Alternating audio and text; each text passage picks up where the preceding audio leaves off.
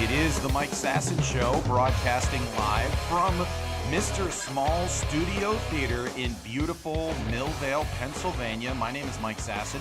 You can be listening to us right now on the River's Edge, which broadcasts from Millvale, Pennsylvania, broadcasts the best of Western Pennsylvania's independent artists that gives you the best music on the planet Earth. Right now, like on 17 radio stations, they're all playing the same 6 Christmas songs. That's not how the River's Edge rolls. On Christmas Day, you can listen to good local music, rock, heavy metal on the Metal's Edge. It's all sorts of great stuff. You can listen to it. But right now, you can listen to the best talk and the best podcasts in the area on www.riversedgepgh.com. Again, it is the Mike Sasson Show. Thank you very much for everyone who joins us and supports the River's Edge and the Mike Sasson Show. I'm with, right now, the greatest producer in the history of internet radio. This young lady is a first ballot Internet Radio Hall of Famer. If you'd ever like to visit the Internet Radio Hall of Fame, it is currently outside of Iraq's Roast Beef in Coatesville, Pennsylvania. Make sure to bring plenty of money for T-shirts for the kids. It is Alex Clemens. Alex, how are you doing today? I'm doing just great. How are you? I'm doing well. It's going to be an exciting show today. First and foremost, I'm going to tell you a story about learning a little bit about history that I didn't know about. Also, we're going to be talking about a very unique and wonderful experience I had doing a comedy show in Uniontown, Pennsylvania this weekend. Plus, in Fresh Eyes, I had Alex watch some clips of Married with Children. Yeah. So the great television show from the 1990s. So she'll be giving us her fresh eyes take on that. Also, we're recording right now on a Monday, and it's Ozzy Osbourne's birthday. Oh. And so what happened was, related to last week's Fresh Eyes, in which we did a little Van Halen, a little story of why Ozzy Osbourne should currently be dead, and it's because of David Lee Roth of Van Halen. Oh. So we'll be discussing that. Also, some other cool stuff about a teacher that needs to be settling down. How the fact that possibly the era of unsolicited nude photos from men might be coming to an end. Alex just gave me a look of the vomit. This is disgusting. I know. I mean, it's Who weird. are these people? I don't know that you won't like this when you hear about this story. No, I don't think that I will. Also, the fact that apparently everything's covered in poop.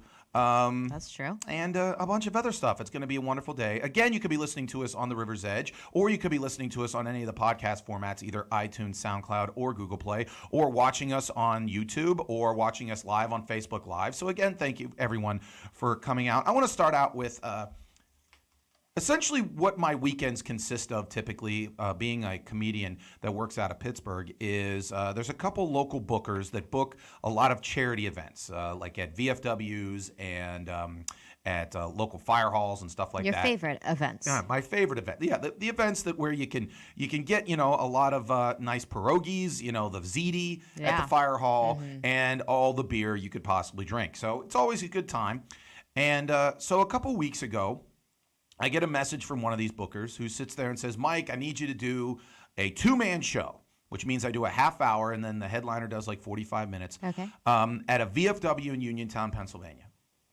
Now, didn't think anything of it. It's what I do every weekend. I go, sure, great, fine, whatever. Sounds like a hoot. A hoot. And so I'm planning on doing this show in Uniontown, Pennsylvania, which I have played outside of Uniontown a couple times. I've never been in the city of Uniontown. So I was looking forward to that.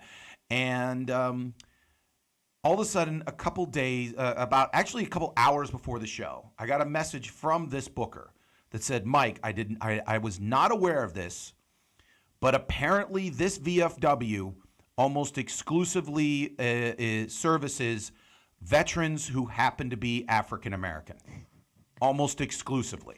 Okay. I did not know that, one, VFWs existed that were just solely for African Americans. Yeah. And two, apparently they booked me. Yeah. So I'm sitting there like going, okay, well, let's roll. Let's do this.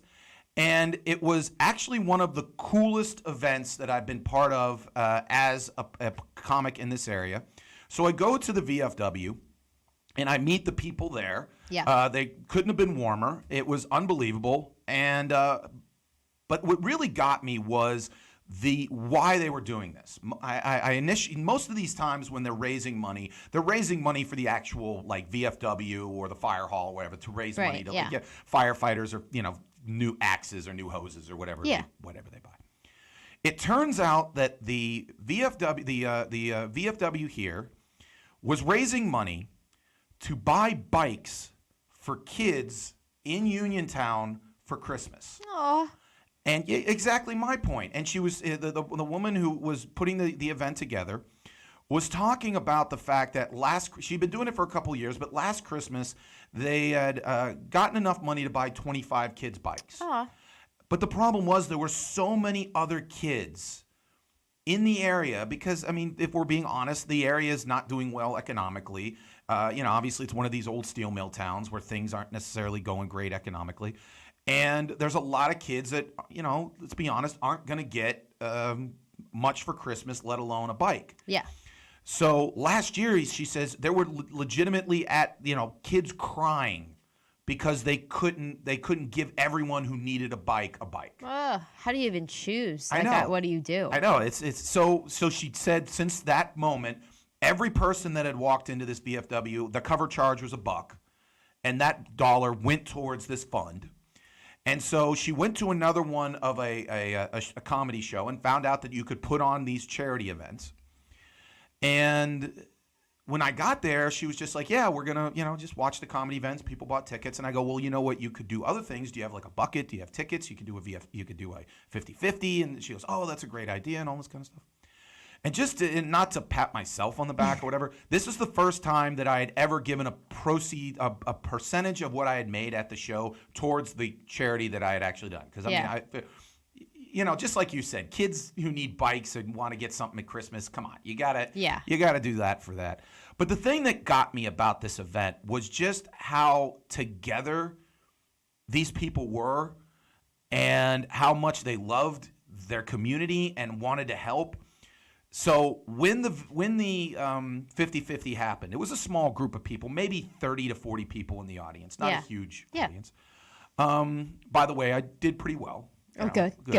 Gotta always throw that in. Yeah, gotta always throw that in. So people are like, hey, Mike, did they laugh? Well, with me, at me, same thing. Anyways, so at the end of the night, they did the 50-50. And someone pulled the ticket, and it turned out to be like $150 that the person would win. As soon as I pulled the ticket, I go, 1, 2, 3, 4, 5, 6 wins. And the guy goes, I win. And I go, yay. And he just goes, give it to the charity. Aw. So I'm like, oh, wow. And then another person comes up and gives another $100. And another person comes up against 50 and 20 and all this kind of stuff. And it was just such a feeling of unity and a feeling of, just to get. And it just was one of the great, you just felt good being there about how much these people were caring about their community. So kudos to that to that VFW for putting that together. But I also had one of the most interesting exchanges that I'd ever had. So next to the VFW, or connected to it, was a bar. Okay. And after the show, I was watching Pitt play Clemson in the ACC championship game. Yeah. And one of the guys had seen me do comedy, and he sits there and goes, hey, I'd like to buy you a shot. Now, I'm not much of a drinker, especially when I'm an hour and a half away from home and I have to drive. Especially shots, yeah. And I sat there and I went, I'll be honest, I thank you, I appreciate it, but I'll pass. And he looks at me and he goes, it's bad luck to turn down a shot. Now, I'd never heard this, but I was like, you know what? If you say it, then it's got to be true. Yeah. So I go, you know what? I'll have what you're having. And he goes, oh, no, you don't want this. I was just going to say, you never say that. Don't ever say that. Yeah. And I go, well, why is that? He goes, oh, you have a shot of this. You're going to have 8 black children. What? And I go, what kind of alcohol is he drinking? I don't know. And by the way, he told me 4 times. I still don't know. And so Did you do it? Of course I did. I sat there and went, oh, then I'd definitely give me that. So you don't know what it was? I have no idea what it was. But he looked at me and he goes, oh, man, when you have a shot of this, you're going to be peeing your bed tonight. And I go, literally before I take the shot, I go, wouldn't be the first time, won't be the last. Boom. Oh, and that was good. Yeah. And, from that point So where are the children? So apparently if I have children, they will all be African-American. We'll check back in 9 months. Yeah, we'll see what happens. So again, I got that going for me. Yeah. So that should be pretty cool. So all great things, yeah, really. Unbelievable. So again, just the warmth and the community. But one thing that did get me was he goes, oh, you start feeling the burn in your esophagus and everything, in your stomach. And I go, no, I'm cool. 30 seconds later, yeah, it was like my insides were on fire. Oh. So, yeah. But, Sounds lovely. Yeah. had a wonderful night, and I wanted to make the point of just how great the people were and how warm they were, and that was just such an interesting, great night. Even though like necessarily it wasn't 500 people there, but just the amount of people there, it was just a great time and everything like that. Yeah. Moving on to another thing that's like that was unexpected because it's a small group. You don't think it's going to be whatever, but that turned out great. Another thing that happened actually just today. You ever learn something about somebody or something that you've dealt with your entire life that kind of makes you kind of take a step back? Yeah, I pretty much find out a new thing about my parents every day, and I'm like, what? How? What? Like my dad has had 70 million jobs, I think, that exact number. So every day he's like, oh, yeah, I used to work there or something like that. I'm like, that's what, how Dad? I'll be. When did you have time for that? When I'm your dad's age, I bet you that's how I'll be. Yeah, I mean, I think about it too. And now, like, even at my age now, like the amount of jobs that I've had before the job that I've had now, like that's still a decent amount of things. But when he tells me, I'm just like, I find out a new thing about you every day. Well, one of the things that's interesting is like, especially amongst comedians that are younger. Yeah. They're always surprised because I'll sit there and I'll say like, oh, because of blah, blah, blah, blah, blah. And they'll be like, how do you know that? And I go, well, I had a job doing that once. Yeah. Like to go, okay, first job out of college, selling Coca-Cola. Cocaine. Selling Coke. Yeah, I sold blow. Second one, I sold paper forms for More North America. Woo woo. Third job, I sold printer consumables for NCR. Have you ever had a job where you didn't sell things? Well, I was on The Fan. Oh, right. You just sold yourself. Yeah, I sold my voice and listened to Yinzer's bitch about the Steelers. Then I got a job selling appliances at Sears. Then I got a job selling DirecTV. Then I got a job on Q92.9. Yeah.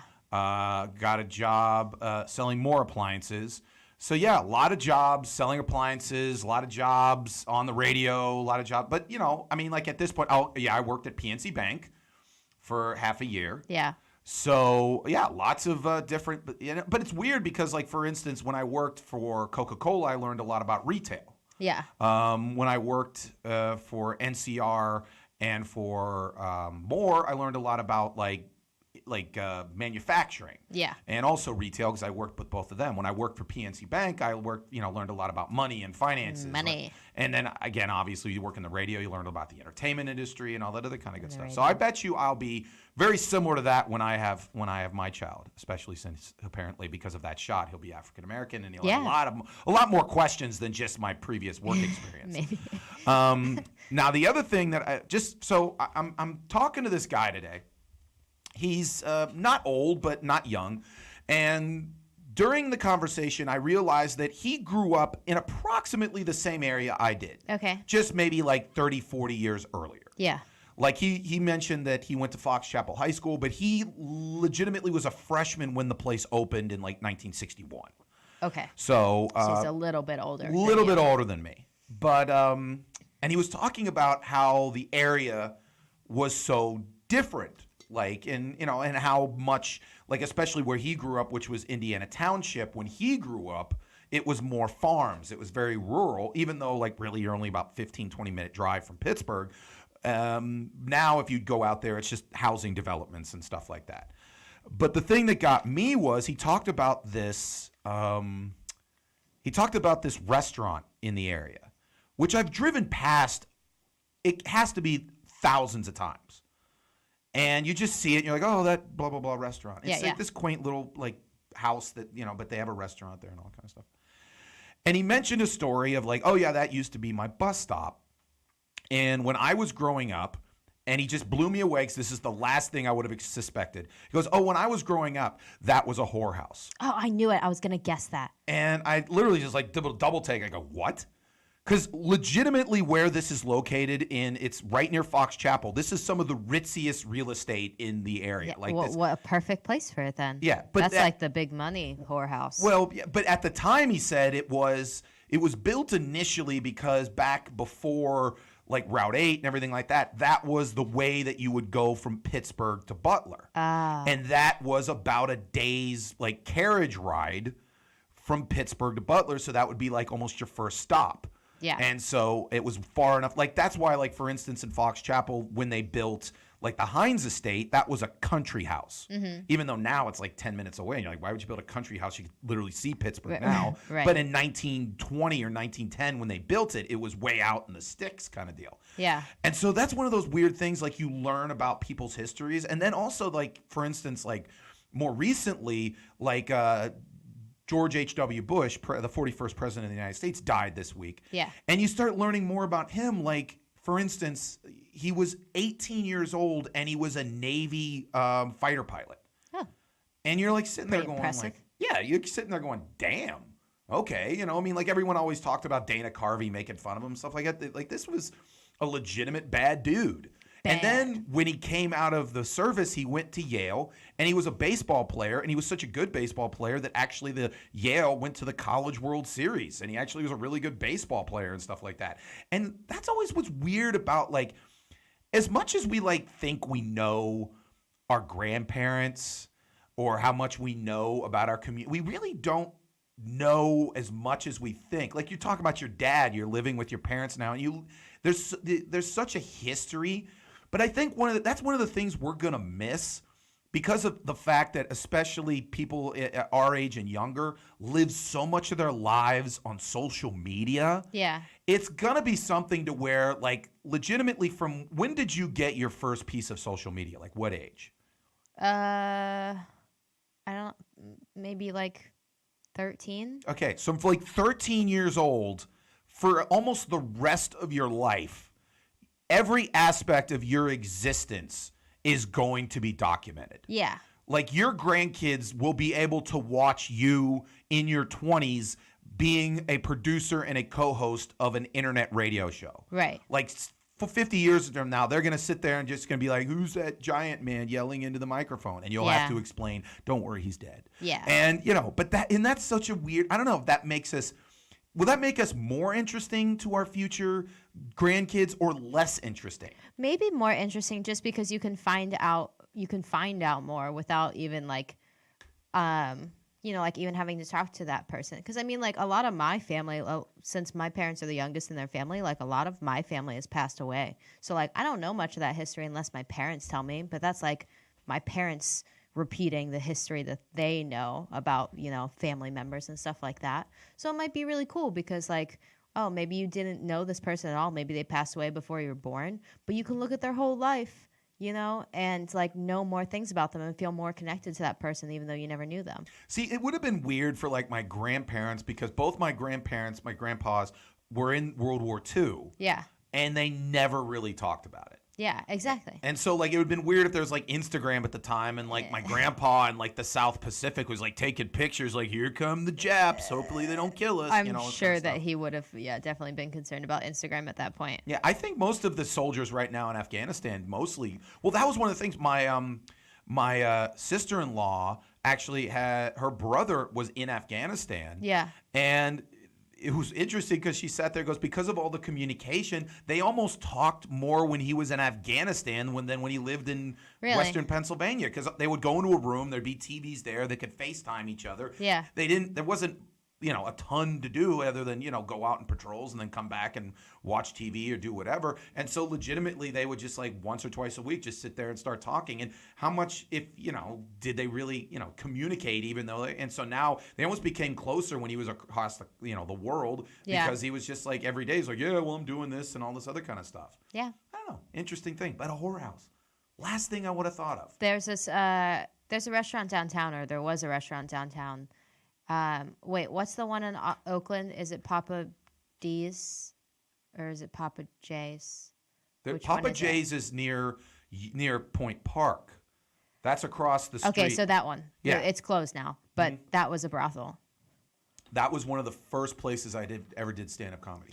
Oh, really? Yeah, they had an open mic there when I first started out. And it was amazing because I didn't do terribly, but it was such a small crowd that it was. I kind of started and stopped before I really did that. But that was a place where like I did stand up. I always thought it would have been a great place for a stand up because you figure you're right near Point Park, and you'd figure there'd be people from Point Park. No, I think I ate there twice. And you're saying That was it. But I mean, if there was I stand-up wanted to eat comedy there more there, only because I found it out that it was an old brothel. And I want to support businesses, in old brothels. But I know. I mean, I personally think that, I don't know if people sit there. Was Pittsburgh more interesting, like when there was? I mean, do you remember when like Liberty Avenue was like, oh, don't go down there? Because No. I remember when I was like a kid, like I'd be like 8 years old. That was the red light district. Right, yeah, I did a whole documentary on it in school. About how it used to be like brothels and strip Yeah. clubs and porno houses, and now it's like comedy and It's really nice. it's very nice. I don't know. Does that make it less interesting or more interesting? I don't know. I just know that if I was buying a house someday and they were like, "Oh, this used to be a brothel," I was like, "Sold." I don't care anything else. It's already sold. You'd want the ghosts of these I don't know. Why did they die there? I don't know, but that would be where they'd hang out. That's probably when they were happiest. I don't know. I always have a very I have a feeling that the women who would make that choice in 1950 would have to be the most either The best kind of women. the best kind of women, or I'd hope they wouldn't be in this horrible position. Oh, yeah, but, yeah, but yeah. I hope they would just be like, you know what, I just love, this is what I want to be, and I don't want to go be a housewife. Yeah. I want to make good money, and I want to do this. Like when you talk is about my life. you talk about there were strippers back in the 30s, 40s, and 50s. And eventually they did become grandmas and stuff like that. So you never Right. know if your grandma was a stripper back in the 40s or 50s or something like that. And that would be kind of cool. Like, okay, that's kind of a neat thing to be able to sit there and say. Adventurous. Adventurous, as opposed to now, which you say you're a stripper now, it's almost like just saying you're a secretary. I'll be a grandma stripper. You'll be a you'll wait till you're a grandma to become a stripper. Yeah, that's what I mean. Yeah, now you want it No, when no. the breasts are literally tapping on the knees. Yep. That's I'll what, be. I don't know. I was trying to think of a name, but what your I think it stripper would name? have to be the granny something. I don't think you'd want to remind people that you're a granny. I think that I would. I think that's the whole draw of me. People are like, "Oh my god, this woman is 80 years old, but she is hot and she knows how to strip." There you go. And people only come to that strip club for me, and Hey. all the young girls are really sad. I don't think you'd want to make young girls sad. I mean, they got to make money too. Whatever, they can go somewhere else. But this is your strip club. Mine. This is your I way. claim it. There you go. You claim it for Granny C. Granny C. Granny Clements. There you go. Hey, figure out what her new stripper name Yeah, is when because it she's can't in be her 90s. Granny Clements Yeah. because that's too I think at that point, no family one would like. care. Yeah, Yeah. that's true. All my family will be gone. Yeah, there you go. Anyways, that was, again, a wonderful segment. Coming up next is another wonderful segment known as Bar Thoughts and Experiences with Alex, where she talks about drinking and her experiences afterwards. It is the Mike Sasson Show on the River's Edge at www.riversedgepgh.com. My name is Mike Sasson. That's Alex Clemens. We'll be right back.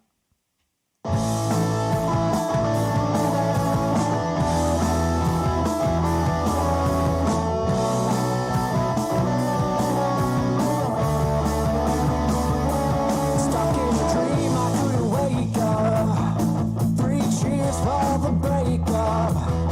And the kids are all grown, and so are we.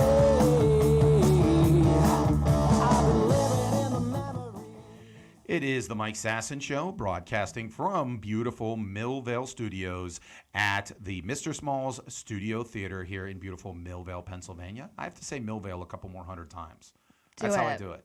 People have been talking to me like, "Oh, you're like the biggest ambassador to Millvale in the history of the world." And I'm That's like, true. They should give you an award. They should.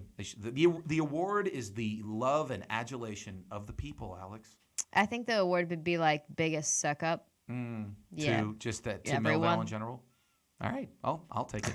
Anyways, speaking of sucking up, Alex sucks up to alcohol because she loves it so. And she writes about those experiences in Bar Thoughts and Experiences with Alex. Alex, play your theme song. Style's dope anyway, that just slice it.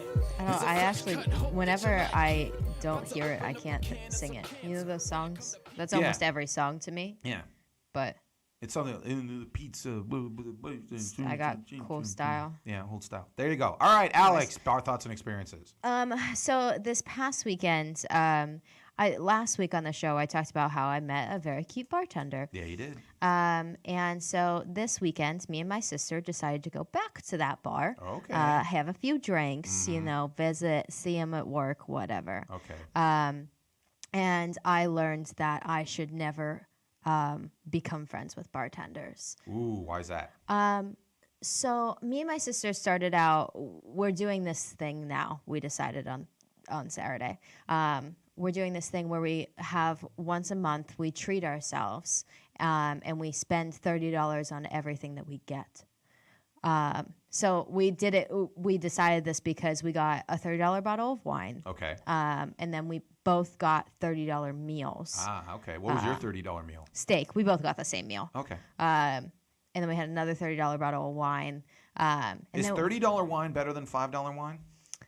That was like one of the cheapest ones, actually. But I mean, in terms of like you're mostly drinking. It probably out of a was box. honestly like a $5 bottle of wine normally They if just you bought jacked it up at the the store. price. Yeah. Okay. It was pretty good. I liked it. It tasted like wine, so it was delicious. There you go. But as we were, so me and my sister had already spent a lot of money on alcohol and also drank a lot of alcohol already. And then we became friends with the bartender who was serving us that day, and everyone just kept giving us shots. And like you said earlier, I can't really, it's bad luck to pass up a shot. I can't pass up a shot, especially if someone's like, hey, want to take a shot with me? And they're like working. I'm like, yes, I do. I want to make your life better. Absolutely. And You're also, a giver is what happens. I'm trying to be friends, you Yeah. know, like I want to be friends with everyone. There you go. And I can't refuse shots. So it ended up being a not great night. Okay. It was a lot, but I don't think I can do that. Be I don't- friends with bartenders? Yeah. They're too nice to me. Uh-huh. And then it ends up really badly. And I just feel like if I become friends with bartenders, I'm going to want to go to that bar more, you know? And then I'm going to end up going out more, and I'm going to become an alcoholic, and I'm just going to spiral down forever, Yeah, more I mean- so than now. I would say that bartending is one of those jobs that sounds great in theory. Yeah. But I think in reality, it's one of the I think it's you have to very be a tough real to- special person. it takes a special person, but also the simple fact you're at a place to where you're working when everyone else around you is having a ton of fun. Yeah. Like I would always think that it'd be rough to be a bartender at a very like popular club or at like a really busy restaurant because again, you know, you're sitting there, this is where you have to be, and everyone around you is enjoying the night and getting hammered and all that other kind of good stuff. Yeah. And so I think that would be the one thing that I would just dislike about it because, you know, like every job that I've had, I usually am going to somebody's work. Yeah. Like this is their work, this is my work. We're trying to make the best of it. Whereas like I would never want to like work. Like I've always had this idea that I'd be like, you know, like when I was a kid, I'd be like, oh, I'll sell hot dogs at the Pirates game. And everyone I ever talk to who works like at the ballpark, eventually they sit there and they're just like, yeah, it's not that great. You know, it's a very, very kind of tough thing. Or we were talking about strippers earlier. One of the always jobs that dudes always talk about, oh man, I'll be a bouncer at a strip club and I'll just look at naked girls all day. Yeah, no. Which, you know, I Really, bet you you're is just dealing good, with like, the creepy first- dudes. Well, I bet you it's good for the first 2 days. Yeah. But then eventually it's just like, you know, okay, this is Denise and she has a weird boyfriend and I got to deal with that. And I Yeah. got this scumbag who's some out-of-town loser who wants to, you know, grope women and I got to beat the crap out of him. And Yeah, I've here- seen Denise naked too many times. yeah, Denise, you know, naked. I know her kids are, you know, they have colds and stuff like that, and I got to watch some guy grab. You know, it doesn't. It's one of those things. You know, that's how I assume that, like, you know, every dude who's ever like talked about like in film, they're like, oh, you should film a porno, and I'm just like, it sounds a lot better than it would just. I've been on movie sets. Yeah. I can't imagine. It's very tedious and very repetitive and all this other kind of I stuff. think really, yeah, like I feel like with porn, you probably do one and then you're like, okay, I got my fill. Of Yeah. But then, like, if you have to do one like, you have to shoot one 5 days a week, and Yeah. then eventually you're It's just too sitting much. there, and you're just like, okay, and then you do it years, and then eventually it does become just like, you know, it's the same thing with bartending. Okay, here's a shot. Oh, everyone, happy birthday, great, whatever, pay me my money, I don't care. Ooh, this guy didn't tip me, you know, I hate life. And then just kind of go from there. Yeah. So, but I mean, like, one thing that I think you have as an issue that I don't is that when a bartender sees me and I'm drinking, they know that I'm there for business. I'm just kind of, I'm there. I'm talking to myself. I'll be not polite to the bartender, but I would anticipate that, when you're there, one, the bartender becomes kind of like an intermediary amongst dudes trying to get to you. So okay, all right, here's skeevy guy wants to buy, yellow-haired girl a drink. Oh, here's your drink from skeevy guy over there and all that kind of stuff. And now all of a sudden you're like, should I protect her? Or, I'm trying to get money from him. Yeah. And maybe she does dig skeevy guy. I don't know. Now all of a sudden I'm trying to protect you and you're like, no, give me drinks. But, I don't know. It's a weird kind of job. Me and my sister also talked about the bartender that I met last week told me that at first he thought I was intimidating and mean. And we were talking about it. And it's never the people that you want to think that you're intimidating and mean that think that. Yeah. It's never the creepy guys that are standing at the end of the bar. They don't ever think I'm intimidating. Yeah. They don't have any problem coming up to me. See, I think the fact about being a creepy guy is one of the aspects of being a creepy guy is the fact that you don't have those necessary barriers. Like, you don't get the fact that you are a creepy guy. Yeah, you don't pick up on a lot of social cues. Yeah, you realize that you're just, you're like, I don't know, it's weird because, like, on one hand, in order to get anything in life, you kind of have to shoot your shot. So I kind of appreciate anyone trying to shoot their shot. Yeah. But on the other hand, you do have to kind of understand that, you're a creepy dude. You're a creepy dude. And also go find yourself some creepy women. Is there now? Okay, I was about to ask. Yes, there are creepy women, and they have approached me, especially after comedy shows. And they're out there. I told you the story about the woman who grabbed my nipple.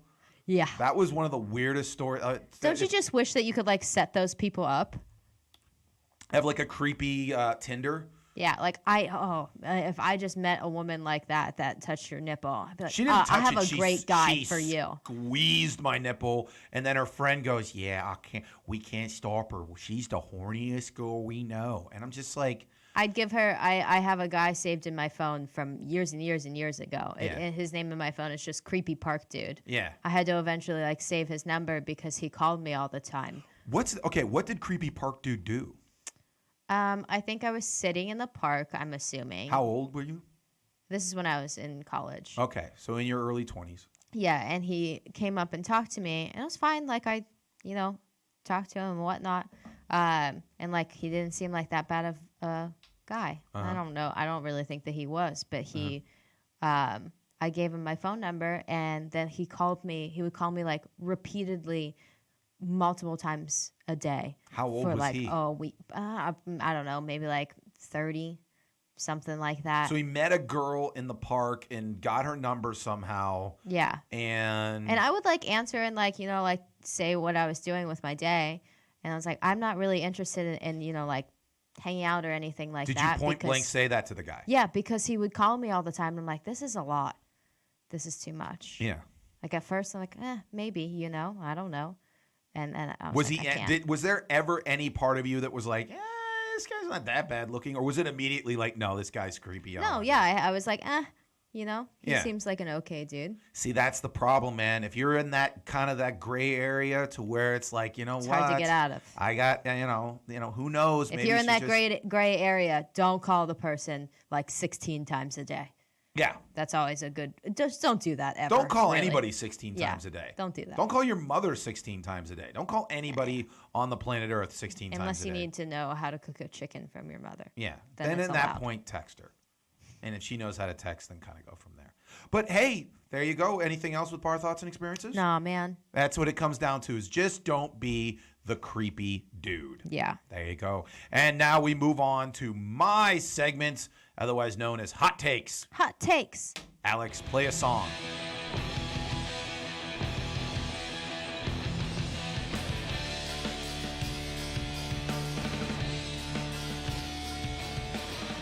Anyways, first hot take. Teachers need to settle down. There was a story today about a teacher out of Florida. Apparently teaches at a private Catholic Christian school, whatever. Okay. And been there only a month and a half, 2 months.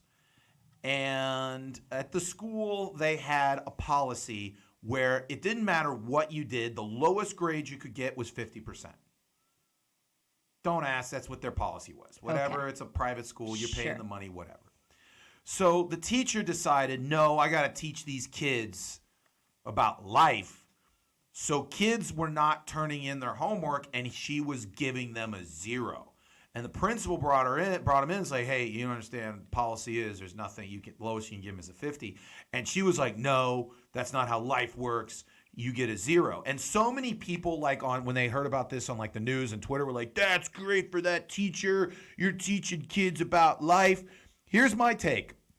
You should teach kids about life by the fact that if your boss tells you don't wear a blue shirt and you wear a blue shirt, you get fired. Yeah. If your boss says, guess what? You don't give anything under 50%. Guess what? Don't give anything under 50%. I know that it's a crappy rule. I know that it's you could sit there and say that's not how life is, blah, blah, blah, blah, blah. Again, teachers sometimes need to settle down. Well, I was thinking about this the other day when in 6th grade I had a teacher. 6th grade when I was going was the last grade in elementary school. Okay. So all the 6th grade teachers treated it like you're about to make this massive jump into the real world of middle school and we've got to prepare you. And there's this one teacher who was there for like 50 years who like he was one of these teachers. He taught like history and like he was famous for like if you just sneezed in class, he would give you a 500-word essay. Yeah. Or if you didn't do well on a test, he would bring you after school and make you do push-ups. I don't know, weird.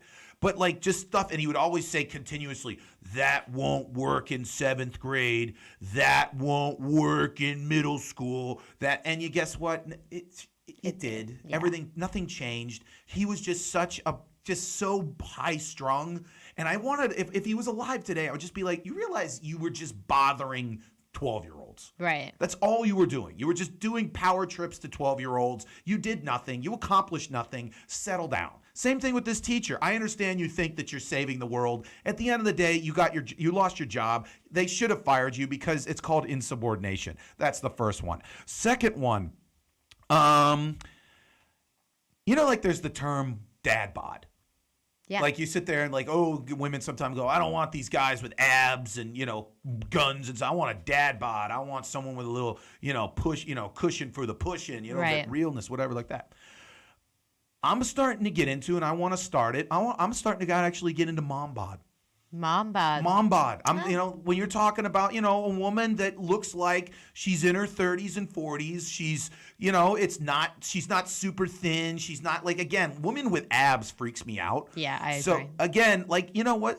I've never heard that term, and I want to start the term. I like it.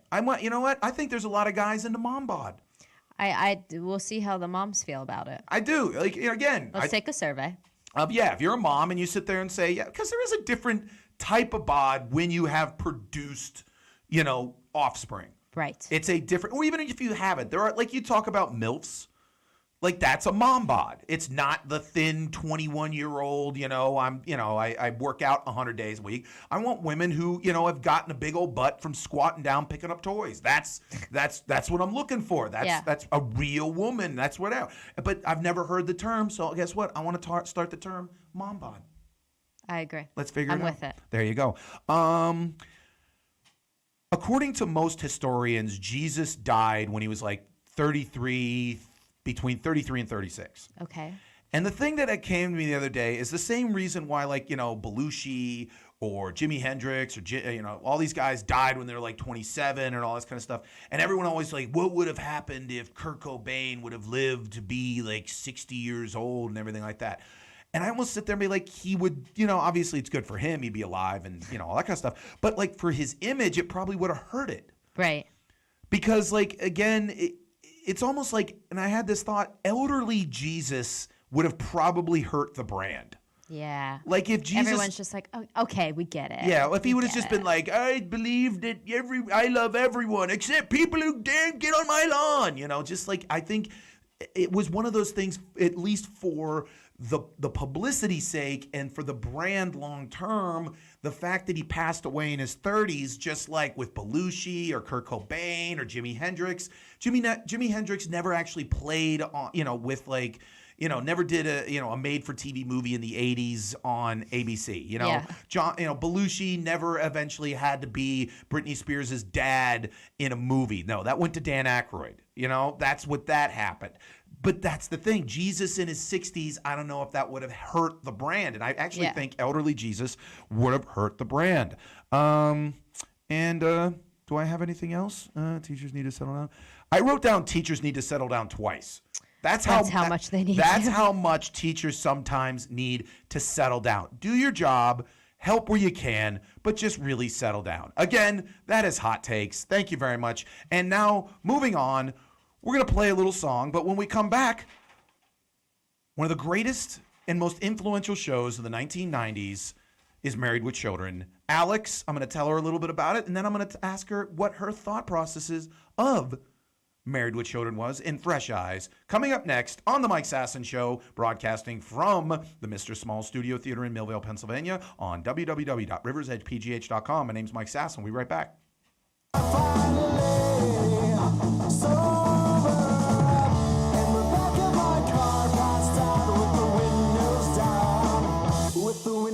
She still speaks of me, but only in her sleep. It is the Mike Sasson Show, broadcasting from beautiful Millvale, Pennsylvania. Now we start up the segment in which I ask Alex to watch a piece of TV or movies or music from some aspect of our past and give her her take of it. It's called Fresh Eyes. Play a song, Alex. 2, 3, 4.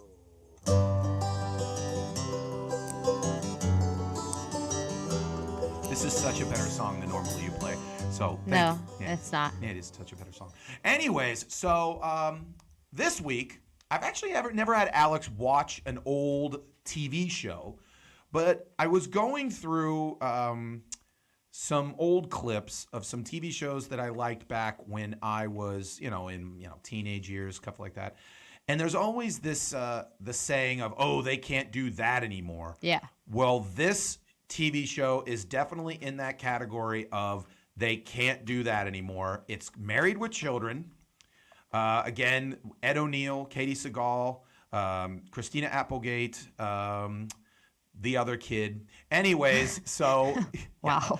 the one that wasn't wildly successful after the show ended. Right. The show was literally the first show that was ever on Fox. For you kids out there used to be only 3 major networks. Then Fox decided, hey, we're going to be a network too, and they put a bunch of shows on, including 21 Jump Street with a very young Johnny Depp. Yeah. And but one of the shows they came out with was this show Married with Children. Now, initially, the concept of the show, which if it would have happened, would have been either the most monumentally amazing television show of all time or the most catastrophic failure of all time. Okay. The premise of the show was going to be Sam Kinison married to Roseanne Barr. It was going to be those two people because at the time, they were 2 of the hottest comics in the world, but they looked like they were like 2 divergent opinions. Like Roseanne Barr was talking about how terrible marriage was for women. Yeah. And Sam Kinison was talking about how terrible marriage was for men. Yeah. And so someone thought, hey, what if they were married and they were dealing with each other and all that kind of stuff. Now they couldn't get those 2 people because apparently, according to their managers, they wanted to be in movies, which they never were in movies. But anyways. You failed. Yeah, you failed. So they decided to go out and try to get people to be part of this show. They got a bunch of the people, but one of the people they got was Katie Seagal. Yeah. Who actually was more of a singer at the time. Huh. She was a backup singer for Bob Dylan. What? She was a backup singer for Bette Midler. What? Yeah, I know. You're already thinking maybe this show was a little Mine bit. is blown. Yeah. And that's why she dressed the way she did, was because she thought that this show wasn't going to last that long. And so she put on a red wig and all these other things so that no one would know that, hey, that's Katie Seagal, the singer. And so that's why she dressed that way. Huh. And initially, like I mentioned, the show was supposed to be with Roseanne Barr. So the way it read initially was that the wife was supposed to be kind of like a couch potato. Yeah. But she didn't want to, she obviously wanted to get the job, and she knew that she was better looking than a couch potato. So she went to the people and went, no. This woman is like a hot cocktail waitress type. She still thinks she's pretty good looking, but she dresses like she's like the hottest girl in 1966 or something like that. And that's why she had like the high heels and the big, high haircut and all this other kind of stuff. Yeah. And then they were looking to cast the guy, and they couldn't find the guy.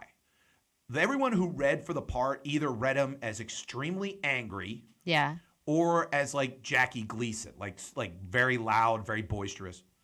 Ed O'Neill, who actually is from Youngstown, Ohio, so kind of close by, was a dramatic actor. And this is how weird sometimes your big break gets. He was at one time doing an off-Broadway version of Mice and Men.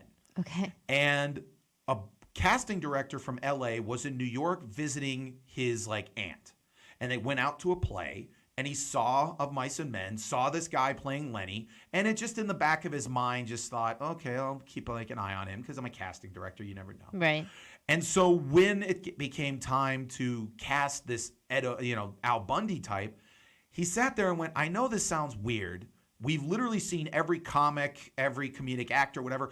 I have a guy who's actually more of a dramatic actor, and I'd like to bring him for a reading. And they were so desperate. They were like, fine, great, bring this guy in. Yeah. And so Ed O'Neill, again, was from Youngstown, and he talked about the fact when he read this guy, he says he acted like he thought he was more like a steel worker, in a sense that he just was resigned to the fact that his life sucked. And he always talked about that, like how, like, I always found it interesting that how actors like kind of prepare for a role. Yeah. He always said, like, for instance, James Gandolfini, when he was playing Tony Soprano, always wanted to be eating something. That's how he got into being Tony Soprano. Yeah. Well, the way that Ed O'Neill got to be Al Bundy is he always imagined that literally whatever in his life, it just smelled. So that's why Ed O'Neill, like when he played Bundy, he would come in. It just seemed like everything, like literally his life stunk. Yeah. And so like that's how he in his mind got into becoming, Al Bundy. That makes a lot of sense. And so then, and the thing about the show, which was interesting, is the fact that initially it was going to be called Not the Cosby Show, because it was going to take a completely different take on family life. Yeah. And really, this show made the Fox network in a sense that it got so much attention eventually. There was one lone housewife in Michigan who eventually saw this show, thought it was the most disgusting thing she'd ever seen in her life, wrote letters to every advertiser saying, don't you dare broadcast on this show. It made the newspapers. And what happens when, like, in the newspapers, and they go, this woman talks about this show that is the most gross and, insanely sexist, show in the world. What happens? Everyone wants to see the show. Right. So legitimately, their ratings jumped like 130% in this 1 year. And if it wasn't for this lady kind of creating this stink in Michigan, there might not be a Fox network. Yeah. And there might not be this show that literally lasted for 10 years. Yeah.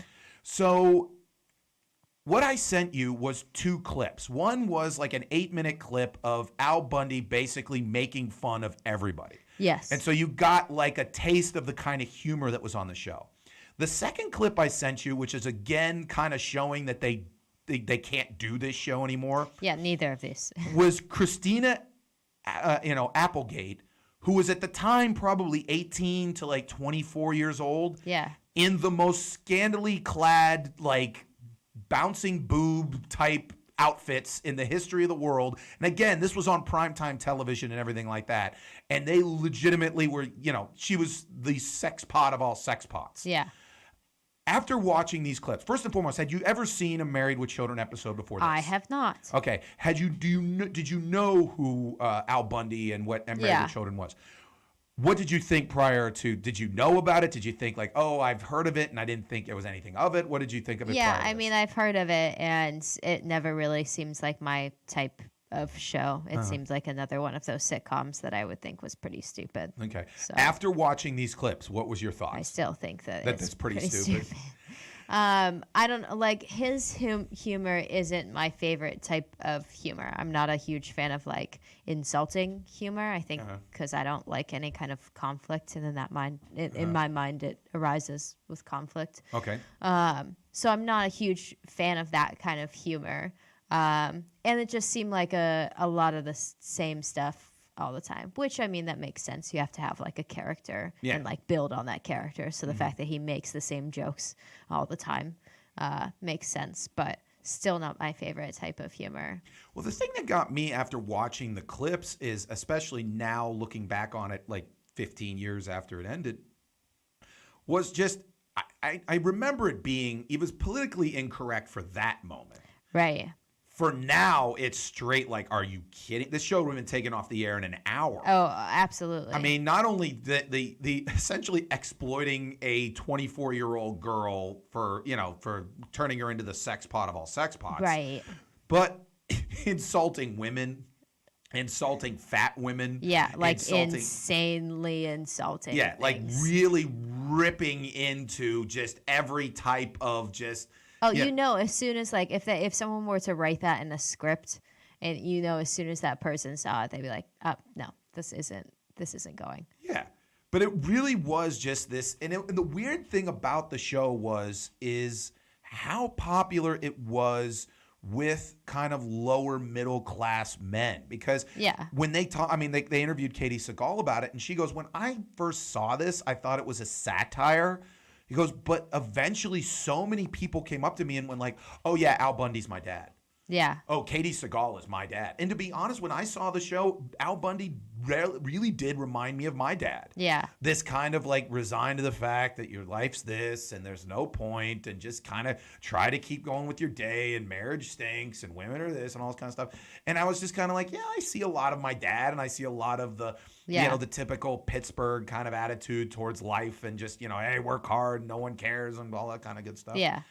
I think the second clip though, like I kind of wish that everyone acted like this every time I walked into a room, but it also did get to a point you're like, okay, like we get it. She's very hot. Like, do we have to do that to every outfit that she's wearing? Well, I mean, again, it was cut up over 5 years. Yeah. So, but like still, it was a show that, again, because now it was in front of a studio audience, and most shows now are not in front of studio audiences. Yeah. It was when Ed O'Neill would show up as Al Bundy and he'd open the door. After like year 3 or year 4, it was legitimately like he would have to wait for like 30 seconds until the crowd stopped chanting Bundy, Bundy, Bundy.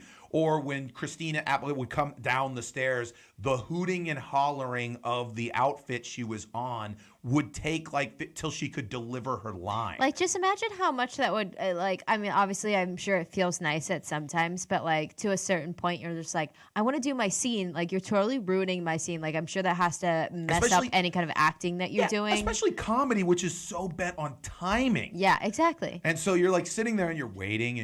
And there were times which you would see in shows that like the crowd would be so hooping and hollering and laughing at something that like you could see it in their faces going, okay, wait, yeah, wait, and then deliver the line and trying to, and again, it's so timing based and everything like that. Yeah, I would imagine that would be super difficult. But I would like to know what it was like to like be the hot one on a show. You know what I mean? Yes. Just like to play a person, you're like, oh, this is the hottest person on the show, and like that is literally written into the script and stuff like that. You know what I mean?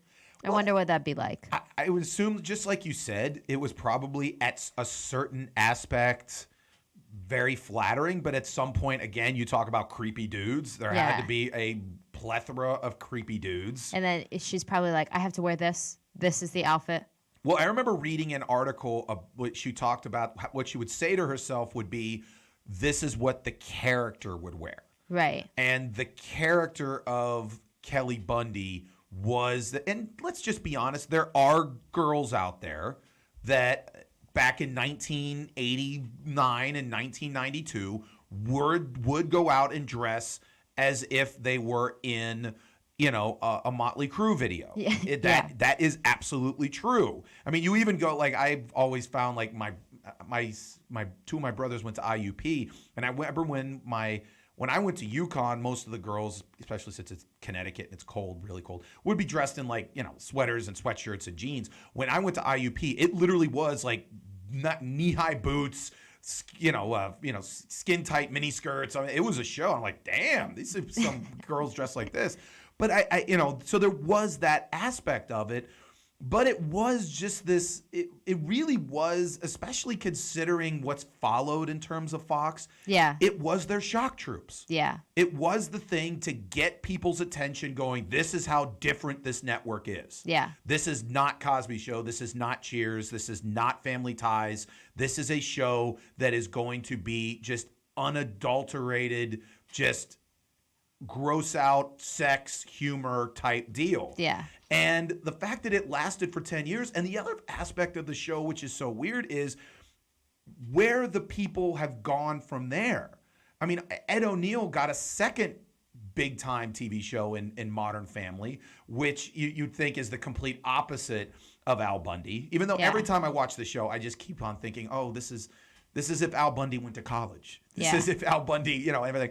And then Katie Seagal, again, you know, went to Sons of Anarchy and was the voice in Futurama. And Christina, you know, Applegate went on to, you know, be in movies and stuff like that. And then David Faustino, yeah. I do also find it funny that, like, Al Bundy in the show is not fat. I feel like a lot of sitcoms, you know, the dad is always, like, mildly overweight. Well, that was one of the aspects of the Al Bundy character, which, and also the Peggy Bundy character, is they really tried to make these people as pathetic and as sad as humanly possible. Yeah. And the way they did it was they put them at some point in their lives at the absolute pinnacle. Yeah. Like Al Bundy was the top jock in his high school when he was 17, 18 years old. I mean, even to this day, the show hasn't been on. You could go up to any guy my age and be like, tell me something about Al Bundy. Be like, all city in 66, 4 touchdowns in 1 game. That's how much I knew about the character and how many times he repeated that when he was in high school, he was the king jock. And essentially who, you know, Peggy Bundy was the hot chick in high school. Right. And they got together and it went nowhere. Yeah. And that's what made even the show more kind of like representative of the fact that this guy had a taste of greatness. And the whole point was that marriage and children ended it. Yeah.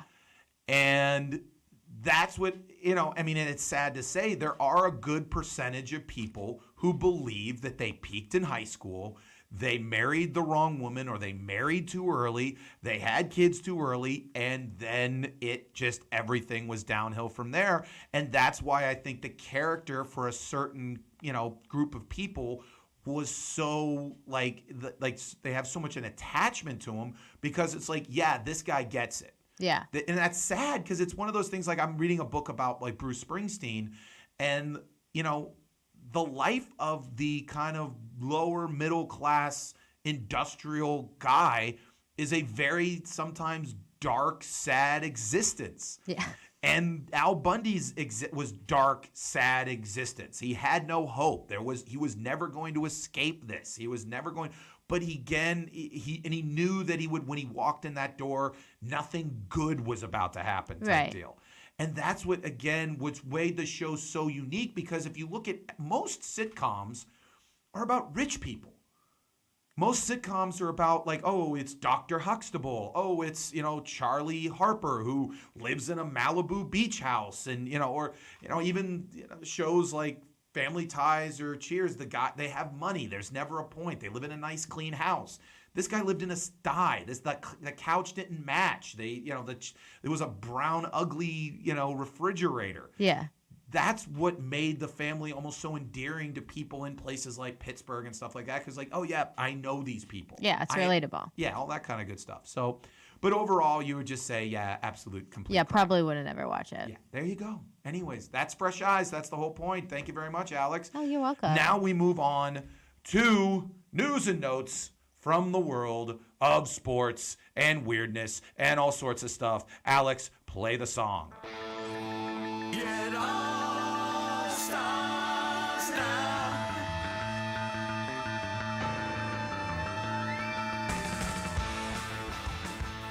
As I mentioned before, there's a movement amongst political officials in New York City to make sending an unsolicited dick pic into a crime. Here's the story. According to Gizmo, the proposed legislation was brought by Councilman Joseph Borelli, Donovan Richards, and Justin Brennan, who are co-sponsoring the bill. If passed, the bill would make it illegal for a person to send unsolicited, sexually explicit video or images to another person with the intent to harass, annoy, or alarm such the other person, and that any offender with so-called cyber flashing could face up to 1 year in jail or $1,000 fine.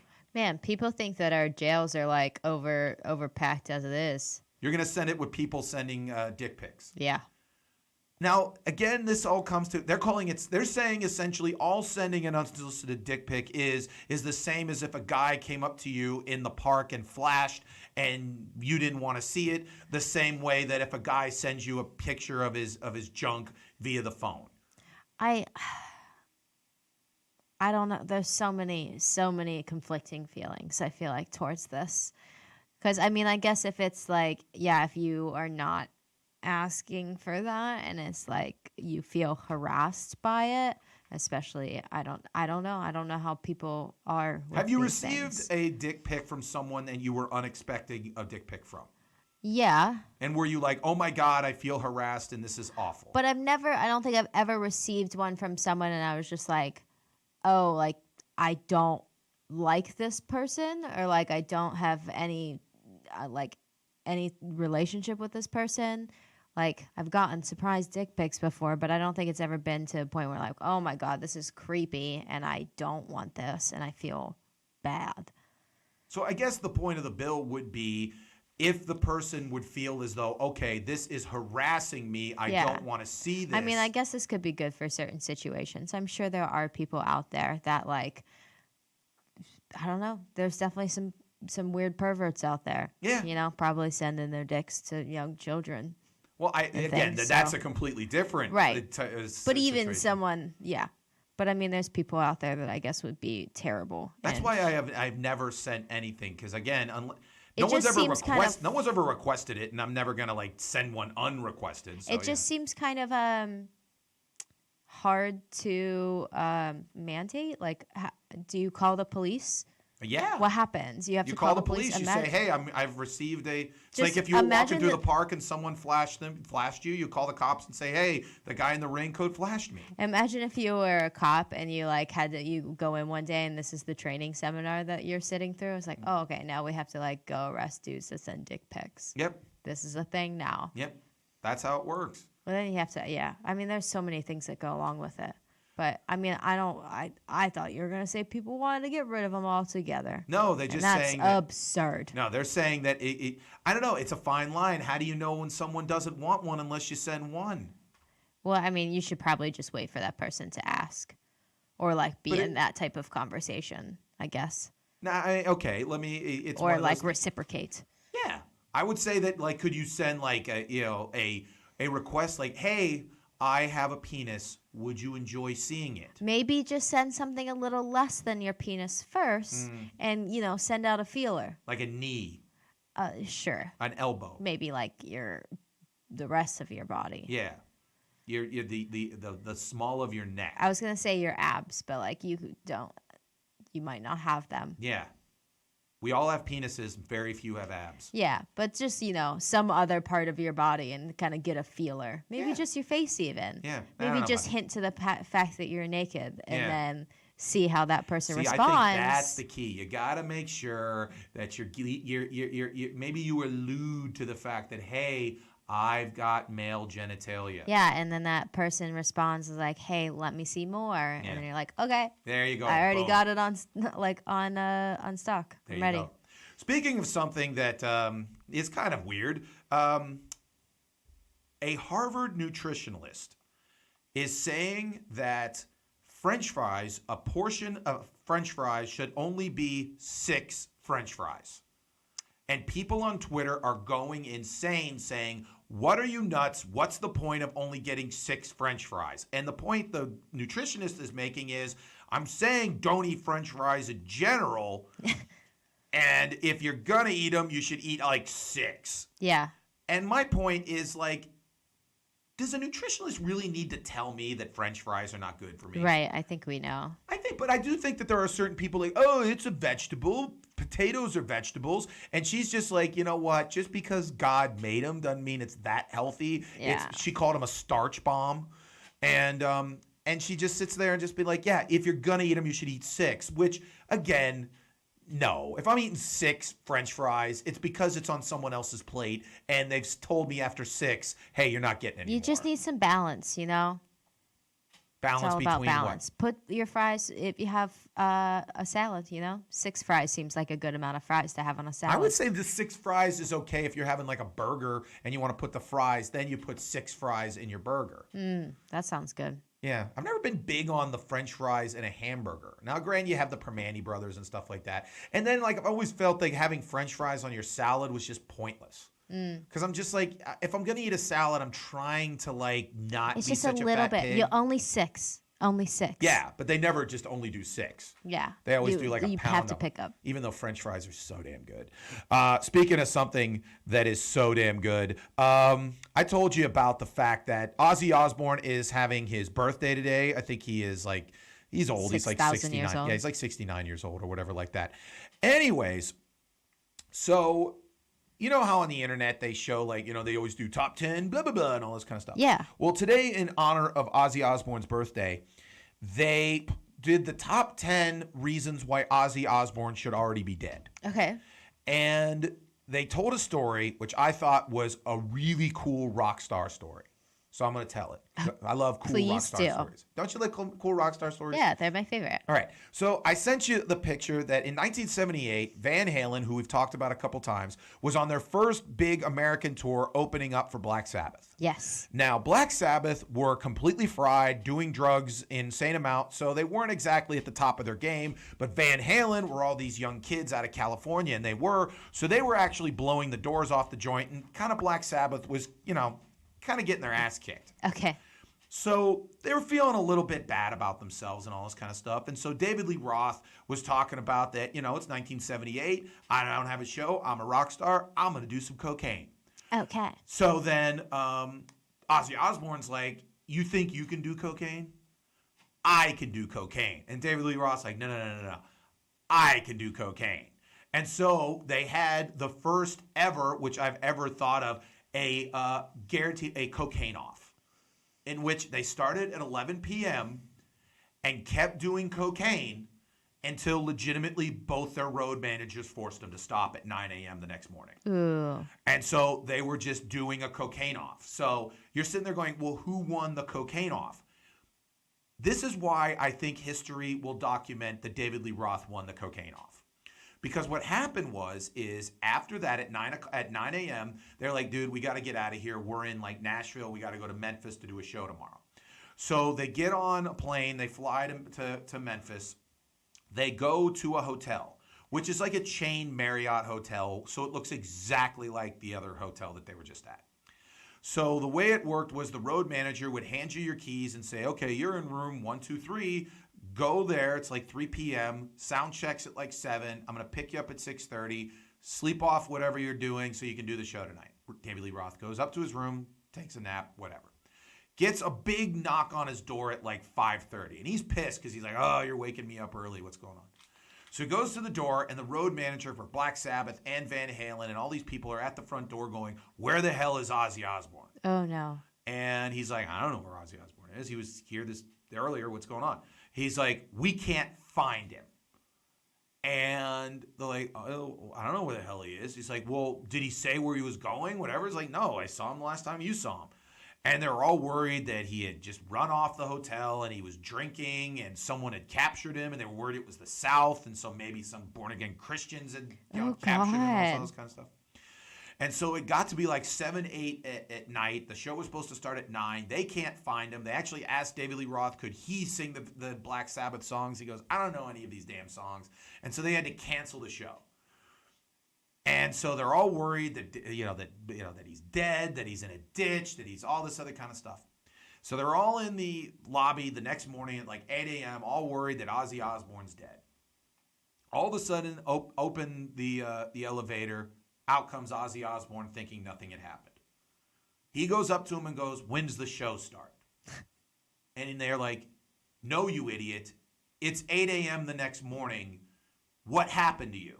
And eventually it turns out he didn't even know. Yeah. That's why I say that he lost the cocaine off. Yeah. Because the hotel looked exactly like the ones they had been before, he took the key, but he already had the key from the room he had did the night before in his other pocket. Yeah. So he was so blasted out of cocaine, he pulled out the wrong key that said like 614 when he was actually in 213. Yeah. So he goes to 614. Now, unlucky for everyone else, but lucky for him, the door was open because there was a person in there cleaning everything up. And so he goes, get out of here, I don't need this. And he just collapses on the bed. And the housekeeper is kind of like, I don't know what's going on. So he just leaves him. Yeah. But because he was supposed to be in room like 123 and instead he's in room 614, no one knew where the hell he was. And so he completely collapses and passes out from like 3 p.m. that day till 8 a.m. the next morning. And he didn't know it, so he felt that it was 8, time to go to the show. Yeah. And he shows up and he's like, yeah, what's going on? And they're like, no, we thought you were dead. What the hell were you? But what had happened was he had lost the cocaine off. So, kids, that's why if you're going to do a cocaine off, make sure you know which room you're going into. Make sure that you know how to do cocaine properly. Yeah. And also don't do it against David Lee Roth, because if you've seen David Lee Roth. A lot. Yeah. David Lee Roth probably is mostly cocaine. If you've ever watched those videos, you'd probably sit there and go, this is a guy who you do not want to challenge in a cocaine off. No. Yeah. Sounds fun, though. Maybe that should be our holiday show. Yeah, we just, Alex and Mike do a cocaine off. Yep. I would probably sit there and just give it to you and be like, Alex wins. Well, that's boring, Mike. At least participate. I don't know. It might be the one competition that I'm actually competitive in. We don't know. I don't know. I would say that this is one of the things that I would say is one of the reasons why like being a rock star in 1978 was cooler than being a rock star in 2018. Because now if like you were going to do a cocaine off against Ozzy Osbourne, they'd probably put it on like Facebook. Yeah. And it would be like, hey, you hear that, the guys from Maroon 5 and Greta Van Fleet were in a cocaine off, and then they'd have to answer a bunch of questions. That would be the most ridiculous cocaine off. What do you feel would be the most plausible cocaine off? Right now? Yeah. Ooh. I don't know. I'm trying to think of people who aren't old. You think old people do cocaine? No, I'm thinking of like older bands, like Van Halen and stuff like that. Mm-hmm. No, I think of the modern young bands. I bet you Greta Van Fleet at this point is starting to do cocaine, just because they're trying to be Led Zeppelin. So I think that's their thing. I hope so. Yeah. Yeah, at least gotta try it, see if it makes your music better. Do you think that it is one of those weird things about being a rock star that like you kind of are disappointed when the rock stars are kind of living kind of a lame life. Like normal, especially the ones that like don't drink at all. Like, yeah. Why am I even listening to your music? Yeah, you're supposed to live the life I can't. You're supposed to do so much cocaine because you don't have a day job. Right. You can do a bunch of blow until 9 a.m. and then wake up and be fine because you've got the greatest life in the history of the world. Yeah, yeah. Like, you're right. I think I'm a little disappointed when I hear, I like it when I hear that David Lee Roth and Ozzy Osbourne did a bunch of cocaine together. I can't wait till Motley Crue, Netflix is doing the film version of The Dirt, and I can't wait to see how they show all the crazy stuff they did. I love the fact that they did a bunch of crazy stuff. I'm kind of ticked off that modern bands don't seem to be doing anything crazy. Maybe they just aren't talking about it. Why not? That's cool. Talk to me about all the stuff and crazy things you're doing. See, I feel like now there's less people like us. There's less people that really appreciate those kind of rock stars. Now we're like, oh, everyone has to be a role model, you know? No one, I think that is wrong to believe that a rock star is a role model. Oh, no, definitely, I agree. But I think that's But I think it is a role people... model for like, hey, live your life how you want to live and, have all of the drugs and do all of the sex and live and sleep until like 4 p.m. and all that kind of stuff. That's I think what it's a great want. thing to live by, yes. Absolutely. That's why you listen. That's the whole point of like rock and roll music was supposed to be throw the rules out of the window, die young, leave a great corpse. That's the whole point. Yeah, I mean, that's why we do this show, too, right? So That's that we right. can be rock stars. That's the whole point. Do a bunch of cocaine. Do a bunch of hookers. cocaine. Speaking of someone that needs to do more cocaine, another reason why the rest of the world kind of stinks, there's an Egyptian actress who show the outfit that she was wearing. She was at the Cairo Film Festival, and I wouldn't say that outfit is terribly revealing. I mean, No. She's essentially wearing almost like a leotard with like a dress that you can kind of see through. So you see like her It's legs. more than a bathing suit. Yeah, it's basically a bathing suit, like whatever. Well, an Egyptian actress is facing trial on public obscenity charges for wearing a revealing dress she says didn't mean to offend anyone, appealing to her detractors to believe in her good intentions. In a weekend Facebook post, Rishana Yosef said she may have misjudged how people would react to the dress she wore at the closing ceremonies of this year's Cairo International Film Festival, which revealed the entirety of her leg through a dress. In choosing that dress, she said she had referred to fashion designers that may have been influenced by the taste and standards at international film festivals. I want to repeat my commitment to the values and ethics we have been raised by in Egyptian society. Again, this is a reason why I never want to leave. I don't want to live in a world and go to a place where that outfit could get her jailed. Right, that's very scary. Like, you've worn dresses, like, in terms of, like, your dancing that are more revealing than that. Yeah, and I mean, people wear bathing suits. You see people in pictures in bathing suits. People wear those, and people don't get jailed for that. I know. That's one of the reasons, like, people talk about, like, that certain... I always love that there's this moral relativism sometimes that everyone goes, you know what? They think that this country, but in this country... And I'm just like, you know what? No, there are countries where certain countries are better than others. Yeah, okay? Definitely. And certain countries, you can get jailed for wearing what some people as a revealing dress. In this country, at this point, and hopefully we got to fight like hell to keep it that way, you're not going to get jailed for wearing a dress that some person feels is revealing. Yeah, then we definitely have packed jails. Yeah. And it would be filled with the funnest people. All the people doing cocaine and all the people that are sending dick pics and all the people wearing revealing dresses. Yeah. That's an incredible... Definitely be an experience. Yeah, that'd be the cool jail. That'd be the place to be. Like, everyone would be like, hey, let's go hang out in jail. That sounds like an awesome freaking joint to be in. Another place where it would be an awesome place is hanging out with Margot Robbie. Yeah, I think that's just, yeah. Yeah. So she's in another movie. She's doing a movie with Quentin Tarantino right now where she's playing Sharon Tate. But every time they interview her, all anybody seems to want to talk to her about are the sex scenes in Wolf of Wall Street. Yeah. They're still talking about them. So one time they talk to her and they go, what was it like to do the scene with Leo DiCaprio where apparently you're not wearing underwear and you're kind of teasing, Leo DiCaprio and all this kind of stuff. And here's what she said. It doesn't come across when you're watching the movie, but in reality, we're in a tiny bedroom with 30 crew members crammed in. When asked if the crew was mostly men, Robbie said it was all men. And for 17 hours, I'm pretending to be touching myself. It's just a weird thing to do, and you have to bury the embarrassment and absurdity real deep and be fully committed. That's what I think, like we were talking about, like jobs that sound cool until you actually do them. Like the way the movie looks at, like, and again, it's a movie, it's all pretend. And I think that sometimes we forget that it's a movie and it's all pretend. Right. Like it's only these two beautiful people in this movie. And then Margot Robbie's acting sexy and she doesn't have underwear on. No, there's 30 Teamsters looking at 90 screens and doing like lights that are the size of like giant freaking like truck, tires who are above there trying to light her underwear to make sure there's not a glare on it. Yeah. And then all of a sudden, Martin Scorsese, one of the biggest directors in the history of the world, is trying to direct you to act sexy and all this kind of stuff. Yeah. And then for 17 hours, you have to pretend that this is completely natural.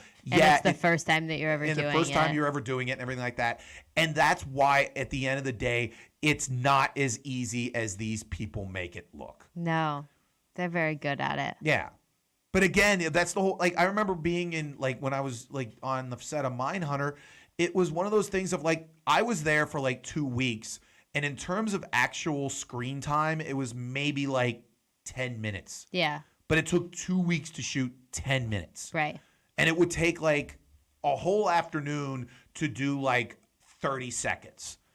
And to do something like this, 17 hours actually, and like try being in a room with 30 people for 17 hours. Yeah. It's not the easiest thing in the history of the world. I think the hardest part would be someone directing you on how to do it. You know what I mean? Yeah. Well, that's one of the things like they talk about sex scenes is like it's very choreographed. And like, there's lighting and you can't like go anywhere. Like you have to be in this particular thing and you have to do this particular movement and you have to do all this kind of stuff. It's not like they took a camera and be like, all right, have fun, do whatever you got to do. Just wing it. It's every movement, everything like that is completely and totally rehearsed to the absolute nanosecond. So it's not something to where you have complete and total like ability to do whatever. Yeah. Speaking of complete and totally ability to do anything, Jeff Bezos, who's the richest man in the world and is $50 billion, the richest man by far in the world, has actually started officially lying to us. 5 years ago on 60 Minutes, he promised that within 5 years, packages would be delivered from Amazon via drones. Yeah. Well, it's 5 years later. Oh, damn. And we've got no drones. And so someone went up to a bunch of experts and said, why is it that Jeff Bezos is a lying bastard? And here's why. So they interviewed Frank Appel, the CEO of DHL, which is a shipping company, and said, over the next couple of years, drones will remain a niche vehicle and not widely used. He says the biggest obstacle is battery life. He says, if you have to recharge them every other hour, then you need so many drones and you have to orchestrate that. So good luck with that, he told the Associated Press. The other thing that Appel said is human couriers have another big advantage over drones. They know where the customers live and which doorbell to ring. To program that in IT is not easy and not cheap. So you think about it. Okay, you go to someone's house. There's always like the door or the side door or like the thing, where am I putting the package, all this other kind of stuff. A drone doesn't know how to do that and all this kind of stuff. Analysts also say it will take years for the Federal Aviation Administration to write all the rules to allow widespread drone deliveries. Snow, the CEO of Skylogic Research, says a rule permitting operators to fly drones beyond their line of sight, so critical deliveries, is at least 10 years away. A method will be needed to let law enforcement identify drones flying over people. Federal officials are worried about their use by terrorists. I think people are way too afraid of them still for that to ever be a thing. But I love how like Jeff Bezos is like, oh yeah, in 5 years we're having drones, and like somebody in 10 minutes is like, no, this is why that's stupid. It's not happening. First of all, people still cover up like their camera on their laptops, like their little webcam on their laptops because they're afraid of like the government spying on them and stuff. Yeah. You think that people would be really that receptive to drones dropping things off at their house? Yeah. No. Yeah. There's always the human element. It's one of the things like I've always thought, like, people talk about, like, flying cars. Like, oh, you always watch about flying cars. If you talk to an engineer, be like, we could have flying cars right now, but there's, like, so many different things that we'd have to figure out that, like, it's going to be really hard to figure out. That's why some people think, like, the whole, like the Ubers that are driverless vehicles could be almost the first step towards the flying cars because you're not going to fly the car. Pretty much, like, if you want it, you'll have to press and be like, okay, take me to New Jersey, and then the car will fly itself. Yeah. Like, you can't have Grandma Mabel flying a car, and, it's going to crash into a building and we're all going to burn in hell and die. Yeah. So that's not going to work. Can't wait for that. Yeah, can't wait for that. Another thing I can't wait for is when people are proven to be complete morons. So, Payless shoe stores did an experiment. Okay. Which I love these type of things. I can't get enough of when people are shown to be complete morons. So they bought an empty storefront in like Beverly Hills in Los Angeles. Okay. And they named it Paylessy. And they brought in the same shoes that they have at Payless shoe stores for like 20 to 40 bucks. They put them out, and then they got in a bunch of internet, like Instagram fashion influencers. Yeah. Which I don't know how you become that. It's, whatever. It's a Hard pointless work job. and dedication. Or hopefully you win. I would appreciate if you just want a cocaine off. That would actually be a better way that you do that. Anyway, so they put them out there, and they charged way more than they should. Like they said, okay, this $40 pair of pumps, they charged $600. Yeah. So what do you think happened when all of the people from the social media influencers showed up to this Paylessy store? They looked at the shoes and went like, oh my God, this is the greatest, most unbelievable shoe in the history of the world. It's $600. Oh, I'm going to buy 2 pair myself. They're the greatest things in the blah, blah, blah, blah. Yeah. And then they eventually, people were spending upwards of $1,000 for shoes that they could get at Payless shoe store for like $50. Yeah. Which brings the point up of like, the only reason why anybody pays like $1,000 for a pair of shoes, no one knows if this is like a better built shoe or whatever. It's $1,000. It makes you feel good to say that you're wearing $1,000 shoes. And so, it brings the point up of like, I was trying to make a list in my head of things that, even though I've spent more money on, has never really been worth it. Like for one that comes really immediately to it, hamburgers. Yeah. Like anytime I've gotten like a $15 hamburger, I've always just been like, this is not 3 times better than getting a Wendy's single. Like I've never had a hamburger. I'm like, oh my God, yeah, this is so worth a $15 hamburger. The other thing is like pizza. Like I've had like $30 pizza, and I've never sat there and went, this is so much better than getting like an $8 cheese pizza. I've never had that expensive of a pizza. Oh, yeah, you can I was at a place on the south side this past weekend that if I'd have gotten a whole pizza, now granted it would have been the size of, the state of New Jersey, it'd have been $50. Well. Like each slice was $5. Well. Now it was a good slice of pizza. Yeah. But like if someone would have said $15, I'd have been like, all right, settle down.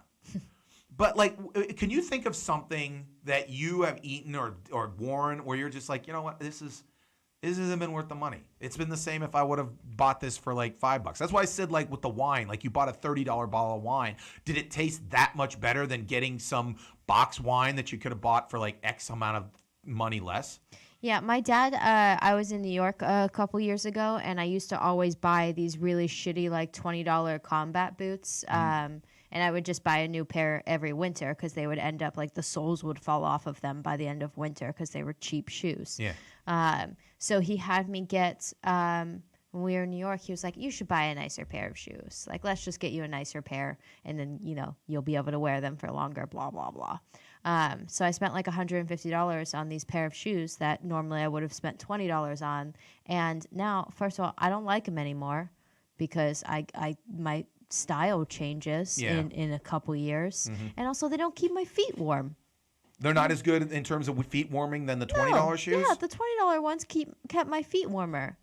I'm like, what is it? What's the point of this? I'm like, well, why would I ever wear boots if my feet aren't warm? And like the water gets in them kind of easily. It's like, why did I spend $150 on these? Well, that's one of the things. Like I remember when I was like in high school, the big deal was you would want to get Jordans. Yeah. Like you get $120 Jordans. So one year for my pair of shoes, I did get $120 Jordans. Yeah. And they were nice shoes, and everybody liked them and all this other kind of stuff.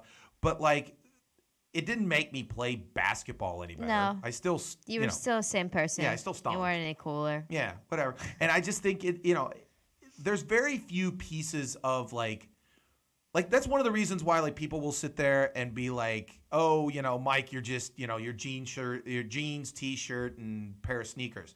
Yeah, and I'm fine. Yeah. I'm fine. No one's ever really called me out on my fashion because ultimately, if you're just, if you don't feel that you're like completely out of place, then most people just assume that, yeah, you're not completely out of place. And then what happens is that if you ever go to one of these like kind of like club type deals, if, I always find the people that are just kind of like the most chill are typically the people that are the coolest to deal with. Yeah. So I don't know. I was hamburgers. Europe was shoes. Can you think of anything else where you're just like, okay, this was completely not worth it? No. Well, I don't know. I also in New York, I did buy a $35 steak once. It was one of those steaks that didn't have the price on the menu. And I was like, oh, I'm going to get it because it's my last day there and I wanted to treat myself.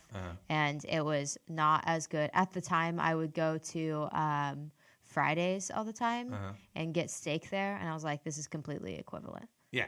To my $10 steak. No, they would sit there and say, well, with the $35 steak, it's the ambiance and it's all that kind of good stuff. And you're like, no, this is complete bullshit. Yeah, absolutely. I think it really comes down to most things are complete bullshit. Speaking of shit, so in England, they're already putting, they always talk about like $15, like people want to make $15 an hour at like McDonald's or Wendy's or any of these kind of things.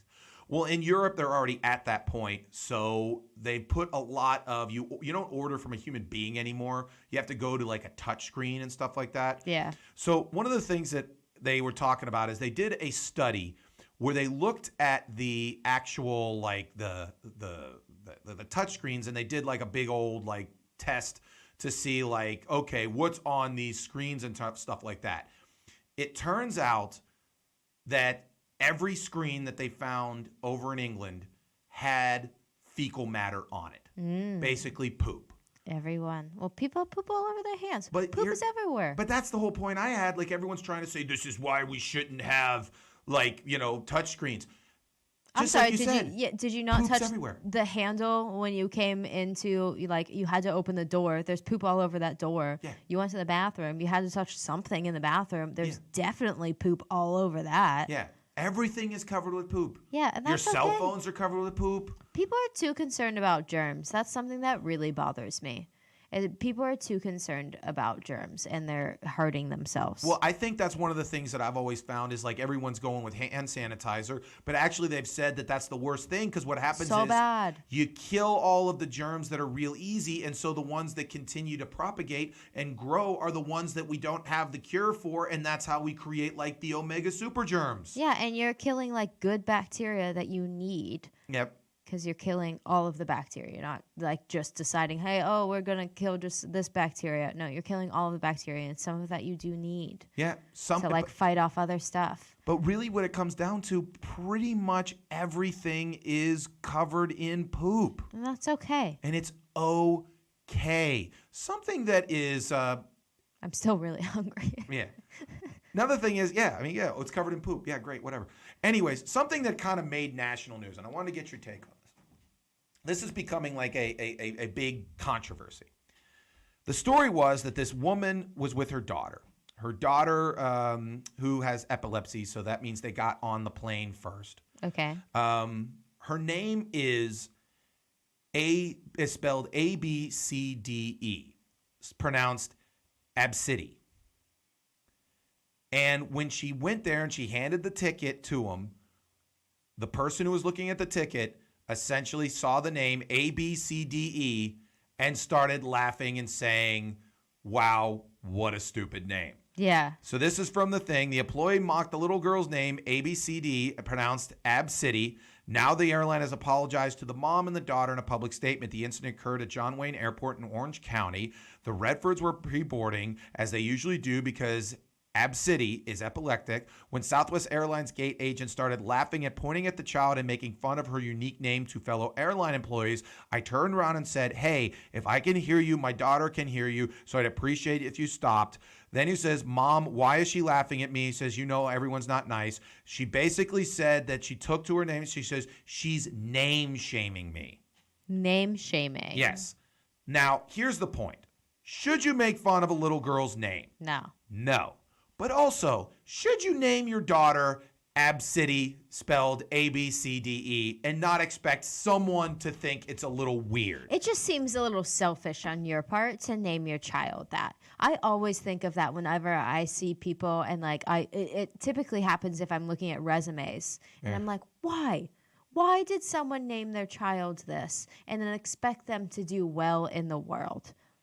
You bring up a great point because I always think that's always the joke that where someone names their kid like Sapphire Green Screen, teddy bear. Yes. And you're just like, okay, well, your name for the rest of your life is Sapphire Green Screen Teddy Bear. Yeah. And again, would I judge someone if their name is, Abfire Green Screen Teddy Bear, Water Bottle, Microphone Jones? Yeah. I shouldn't, but I'm going to kind of go like, that's kind of an odd name. Yeah, and it's not their fault at all. Like, that's selfish of you as a parent. It sucks that that's like, oh, like, that's the world we live in. But, like, you as a person, you would do the same thing to someone else. You know? really have to figure, like, when you name someone, you really have to figure out, you are kind of guiding that person. It's the first thing you give your child. I mean, you identify with it a lot, like how your name is. Yeah, like I like my name. It's Mike Sasson. Yeah. First off, I like my last name because it's not Smith or Jones or something like that to where there's 1,000 of them. It's kind of a unique name. So if someone goes, hey, there's Sasson. Okay, there's not a ton of Sassons in the world. Yeah. I like just Mike. Yeah. It's just a dude's name. Joe, Mike, Tom, Tony. I like those kind of names. And so then what happens is the name almost just becomes it's just a name. Right. So then whatever you are as a person becomes more important than if your name was, green screen football helmet, butthole. Yeah. And again, I do believe it is, you bring up that point, I think it is very selfish of the mom because she wants to be different. I just think, you know what, if you want to have a crazy name for your child, just make it their middle name. No one cares about middle names. Yeah. Literally no one cares. Cindy Absidy Jones. Yeah, so her exactly. name's just Cindy Jones. And if she wants to name herself Cindy Absidy, that's her choice. Yeah, maybe she wants to go by her middle name. Yeah. I always want to name my kid something Taco, whatever. Yeah. Their middle name will be Taco for sure. Yes. But that's okay because no one cares about your middle name. Even if it's on it'll be Cindy Taco Clemens. Yeah, like, oh, okay, you're applying for a job. You don't Cindy need to use your Clemens. middle name. Yeah. Yeah. Just, Some people don't even have middle names. Yeah. But So- then there'll be always that thing of like, oh, you'll never guess what my middle name is. And you're Exactly, like, "Oh, so what's they your have middle a name fun is?" thing. Yeah, it's Taco. There you Taco. go. Anyways, and speaking of other things, this got news recently that Playboy got in trouble because apparently their website is not, it does not have like the ability to use software to help the blind. Oh. And the whole point is that people were like, ha ha ha, why do the blind want to watch, gonna do, the Playboy website. But the whole point is like, yeah, they're supposed to have it for the blind. Yeah. Now, granted, they're not going to like describe the nude women. I mean, maybe they will. I don't know.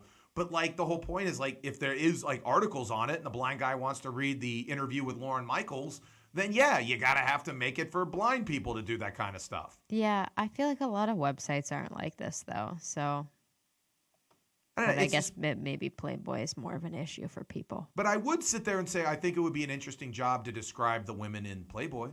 I would enjoy that. You'd like that as a gig? Yeah. You're like, okay, here's a woman. She's bent over, her grabbing her ankles, and it's a sunny day, and she's smiling and seems to be enjoying the sunshine. She's a great person. Yep.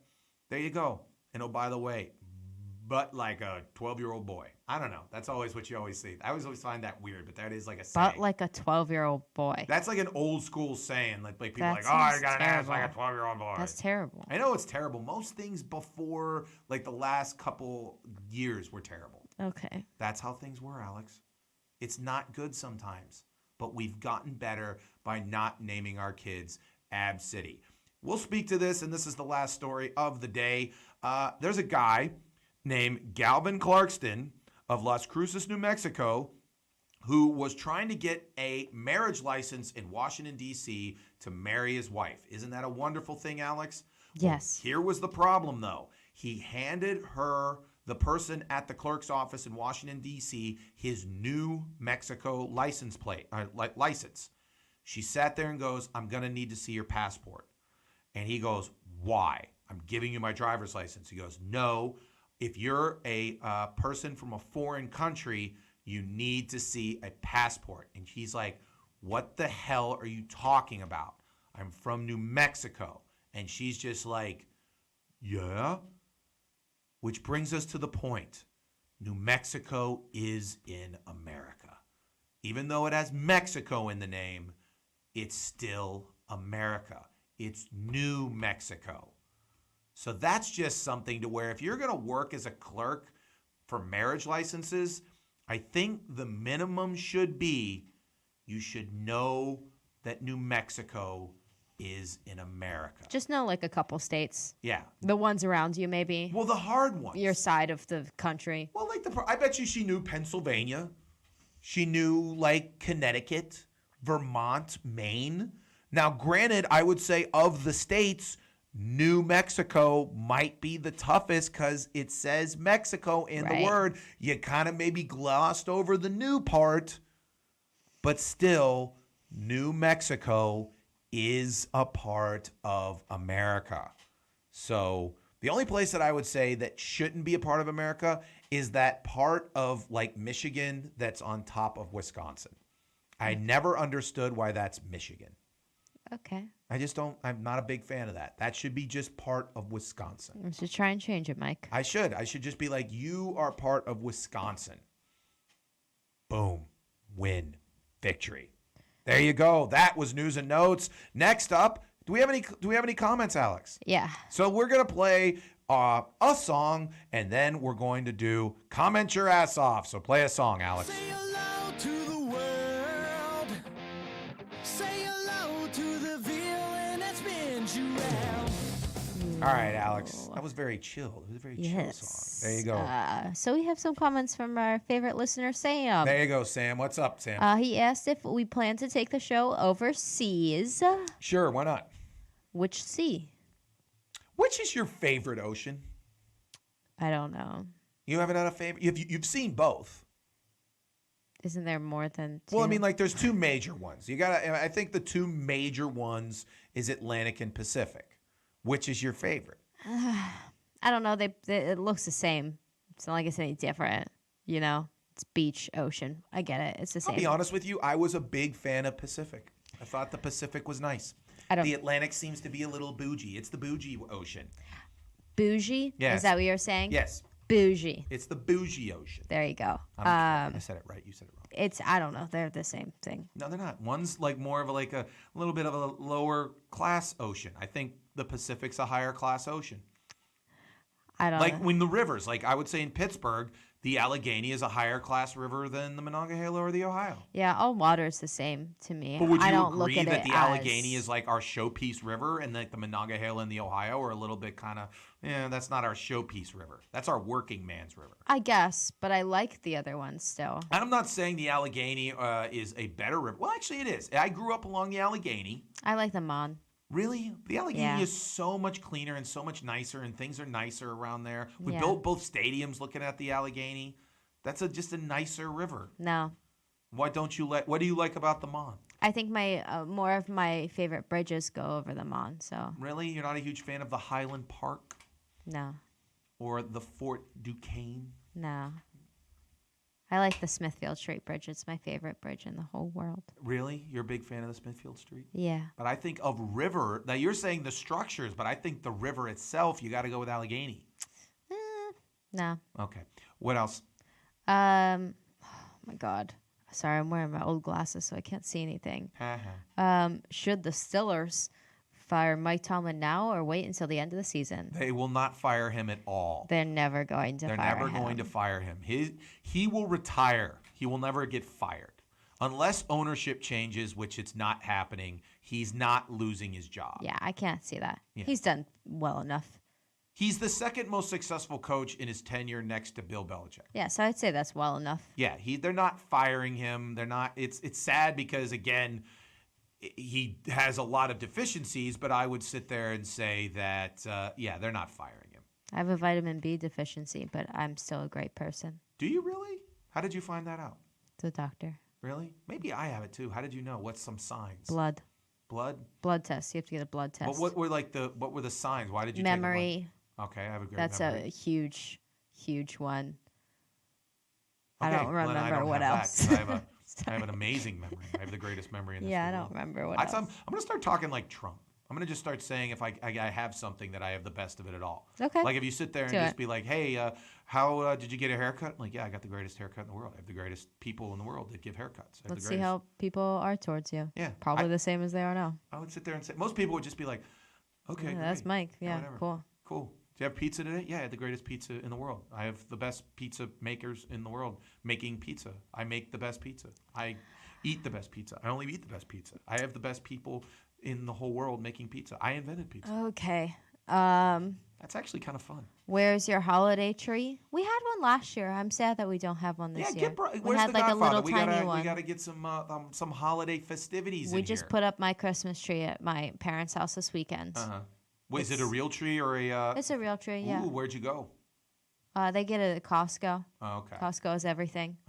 Which Costco's your favorite? You go to Waterfront Costco? Yeah, it's the closest one to us. Yeah, but I mean, I don't know. I had a buddy who went and did the whole axe and went out into the woods type deal. Yeah, see, I've always thought about that, but we've never done that. I Yeah. think it's too much work as it is. Every aspect, well, just remember, every aspect of my childhood, always there was a tinge of complete madness and sadness with it. Right. Every time I think of Christmas trees, we'd always get a real Christmas tree. And because I was the oldest male, it was my job with my dad to put it up.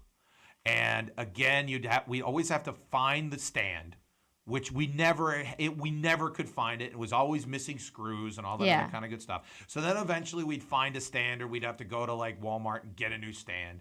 Then we'd get the stand, and then always we'd have to, like, my mom would come in and like, oh, it's not straight. And then I'd have to be there, and you have to screw it into like the bark of the tree and all this other kind of stuff. And then we'd always forget to water it, and it would look nice for like 2 days, and then we'd have Christmas, and then like eventually you have to take it down, and it's all this kind of stuff. Yeah, it's That's so why much I'm a work. huge fan of the fake tree. See, I like I don't have to deal with all of the terrible things about it. Yeah. So it's Who nice. does deal with the terrible things? Well, my dad like puts it up and stuff, and he'll put the lights on it. Does he have help? Well, no, like putting it up. Yeah. Not really. Does it all himself? Pretty much, He yeah. must be just a rip-jack dude. And he's the one who like waters it and stuff. We just decorate everything else. So like we put all the ornaments and everything on it and decorate the rest of the house. Okay. But my dad definitely has the most work. I hope he enjoys it. Oh, probably doesn't. No. Go ahead. Last comment is, do you plan to open the show up to a studio audience? We always plan to open this show up to a studio audience. We've done that before. We've done our show at bars and things, so Yeah. that's basically a studio audience. Absolutely. I would like to have a studio audience though, where someone is holding up cards of like how to react.